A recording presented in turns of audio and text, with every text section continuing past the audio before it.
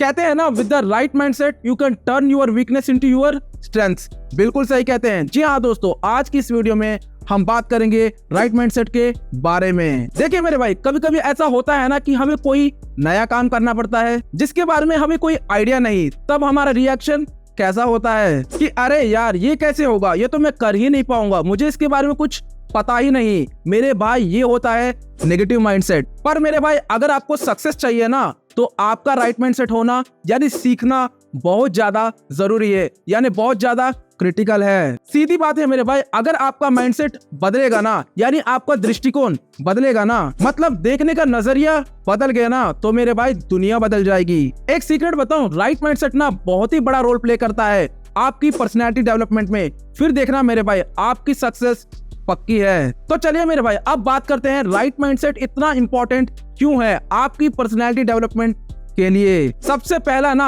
आपका self respect बढ़ता है। जी हाँ मेरे दोस्त, देखिए मेरे भाई, जब आपका राइट माइंडसेट होता है ना, तो आपको केवल पॉजिटिव थॉट्स ही आते हैं और बेकार की चीजें जैसे नेगेटिव थॉट्स आपके पास भी नहीं भटकती, जिससे आपका सेल्फ एस्टीम यानी आपका सेल्फ रेस्पेक्ट बढ़ता है। और क्या चाहिए मेरे भाई। अब दूसरी चीज, it develops your positive attitude. जी हाँ दोस्तों, ये ना आपका पॉजिटिव एटीट्यूड डेवलप करता है। अगर आपका राइट माइंडसेट है ना, तो आप हर सिचुएशन में पॉजिटिव ही रहोगे, यानी कि जो होता है वो अच्छे के लिए होता है और जो हो रहा है उसमें आप अपना बेस्ट ढूंढोगे। तब मेरे भाई आप ना सॉल्यूशंस के बारे में सोचोगे, ना कि प्रॉब्लम्स के बारे में, जीत के बारे में सोचोगे, ना कि हार के बारे में, लर्निंग्स के बारे में सोचोगे, ना कि फेलियर्स के बारे में। अल्टीमेटली आप पॉजिटिव सोचोगे, ना कि नेगेटिव के बारे में। भाई इतने सारे फायदे हैं, ये तो मेरे को भी नहीं पता था। तो चलिए अब और बात करते हैं। तीसरी चीज, जब भी लोग आपकी सफलता के बारे में बात करेंगे ना, तो वो डिस्कस करेंगे कि क्या डिटर्मिनेशन था बंदे में, क्या विल पावर है भाई इसमें।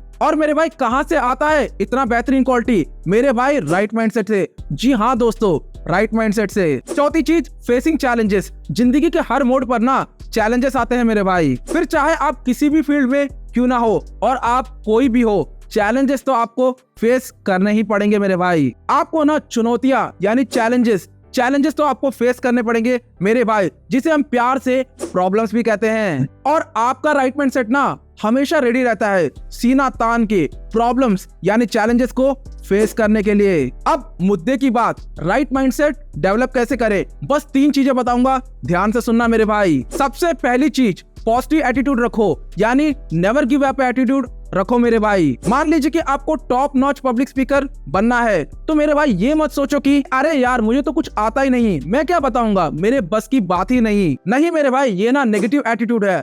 आप ना अपने अंदर पॉजिटिव एटीट्यूड लाओ, मतलब अपने आप से बोलो कि जो सक्सेसफुल पब्लिक स्पीकर है ना, उन्होंने कितनी मेहनत की होगी, उन्होंने कितनी प्रैक्टिस की होगी कि वो आज इतने सक्सेसफुल हैं। सो मैं भी ताबड़तोड़ प्रैक्टिस करूंगा और जबरदस्त प्रैक्टिस करूंगा और मैं भी एक टॉप नॉच स्पीकर बन जाऊंगा मेरे भाई। अब इसमें डिफरेंस क्या है, यानी फर्क क्या है? ओनली माइंडसेट का मेरे भाई। एक सीक्रेट बताऊं, राइट माइंडसेट ना एक मैजिकल क्वालिटी है। सो मेरे भाई इसे अपनाओ और सक्सेस पाओ। पर इसे अपनाए कैसे, बस 3 चीजें बताऊंगा, ध्यान से सुनना मेरे भाई। सबसे पहले पॉजिटिव के बारे में सोचो मेरे भाई, नेगेटिव के बारे में नहीं, मतलब फायदों के बारे में सोचो, नुकसान के बारे में नहीं, यानी कि प्रॉब्लम के बारे में मत सोचो, सॉल्यूशंस के बारे में सोचो मेरे भाई। सो आप पॉजिटिव बात करो मेरे भाई, और जो बंदा नेगेटिव बोलता है ना, उससे कट्टी कर लो, यानी कि वहां से कट लो मेरे भाई, मतलब उन्हें पूरी तरह से इग्नोर करो, क्योंकि आपको केवल पॉजिटिविटी पर ही फोकस करना है। अगर आपको सक्सेसफुल बनना है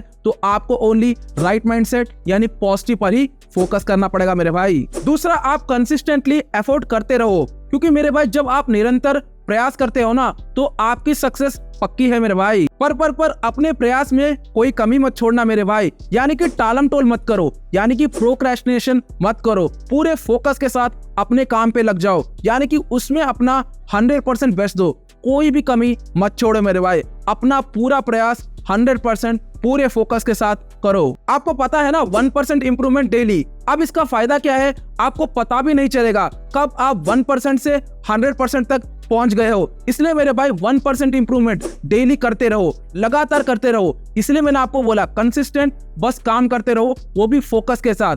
आपको पता ही होगा ना ये टेक्निक, 1% इंप्रूवमेंट डेली, लगातार इसको अप्लाई करते रहो और अपने आप को ग्रेजुअली स्टेप बाय स्टेप बढ़ाते रहो। एक दिन आपको 1% से 100% तक कब पहुंच जाओगे आपको पता भी नहीं चलेगा।